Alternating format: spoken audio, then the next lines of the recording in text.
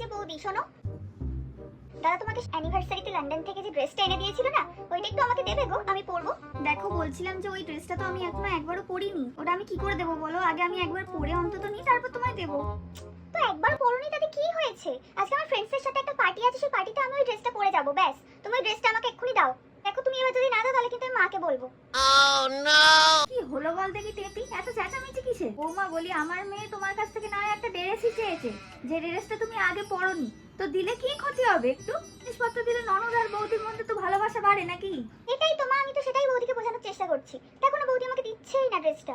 আরে তোমারও তো ওর একটা সেই হিরের যে নেকলেসটা কমাসাই ওর বাবা এনে দিল, তোমারও তো পছন্দ হয়েছিল, এই হিরের নেকলেসটা তুই ওকে দিয়ে দে, আর তুমি ওকে তোমার ড্রেসটা দিয়ে দাও, তাহলেই তো হয়ে গেল, তাই না বল? আচ্ছা ঠিক আছে, তোমার ড্রেস তুমি রেখে দাও, আমার লাগবে না।